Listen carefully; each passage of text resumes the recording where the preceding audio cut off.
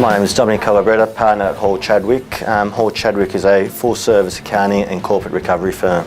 I think there's a few reasons why they keep failing. The first one is the obvious one, liquidity problems. Mortgage funds are a long-term investment. After the global financial crisis, a lot of people wanted to pull out their cash.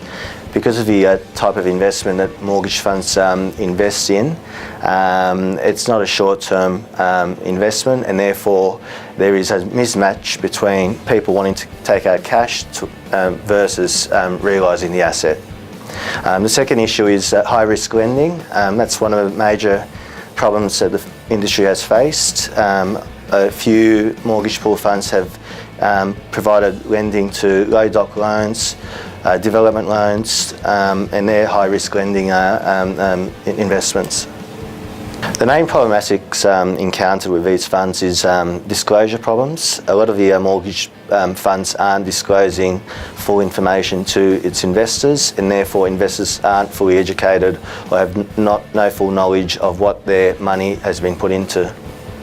I think they need to determine, first of all, are they in there for the long term or the short term, because that sort of provides them the platform in what mortgage fund to invest. Do they need the cash in a year? Do they need it in a few years? Because mortgage funds sometimes cannot pay out all redemptions in one hit.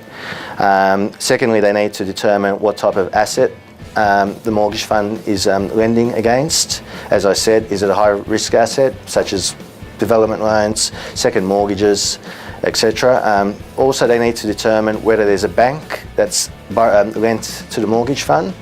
A lot of investors don't realise, but sometimes they are second in line behind the bank if a bank's lent to the mortgage fund, and if there is a shortfall in assets, they lose their money.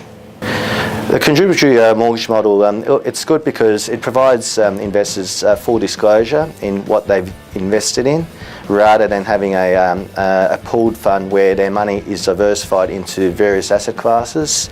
Therefore, they know the risks associated with their investment and have total control and disclosure of where their asset is up to. I think there's more to come. Last year we saw two major mortgage fund managers collapse, being Provident Capital and Banksia Group.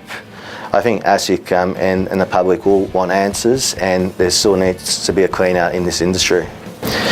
I think heavier regulation is required, but it's not the only answer. I also think education is an answer, and provide investors education and full knowledge of risks associated with mortgage funds, so that when they do put money into these types of schemes, they are fully aware of the potential risks down the track. Depends on, first of all, the instruction, where it's come from, of a property valuation. Secondly, what type of asset is being valued. Some assets are easily valued, some are difficult to value, so that's pretty important. The most important thing that needs to be considered with valuations is they do change.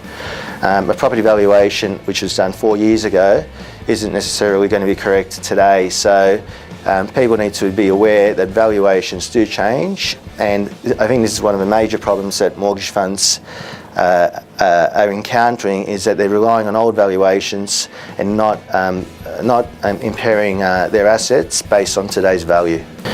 I think both is important. So both you shouldn't get a valuation, but doing your own due diligence is also important because it gives you full knowledge of the asset and also gives you an understanding of the potential risks that could be associated with whatever is being valued. So I think it's important. Property valuation is definitely important, but doing your due diligence on a particular asset is extremely important. And that's why the problem with pooled mortgage funds is it's hard to do a due diligence on various asset classes because you don't know what you've invested in. Based on what I've read in respect to Banksia, I think the main reason is they were carrying forward loans, bad loans, and they were never impairing the losses or marking down those loans to the true value. And I think all investors were sort of shocked when they heard of the collapse, and secondly, the realisable value of the bad loans that Banksia held in their books. So I think it's important, as I said before, valuations are extremely important, and having a current value of assets is a lot more important than carrying forward a valuation from years ago, because, as I said, the present value is a lot different to what the value of an asset was a few years ago. That's exactly right, because it's such a diversified portfolio. Unless you go and value every individual asset, one asset might affect the value of the other asset because it's all pooled. So if it's a pooled mortgage fund, for example, it might have different assets. It might have a development loan, and it's also linked against a residential loan and a commercial property. Now, if a development loan gets impaired, that affects the whole asset class across the board, and investors are the ones to lose out. So it's a lot more difficult to control and do due diligence on a pooled mortgage fund.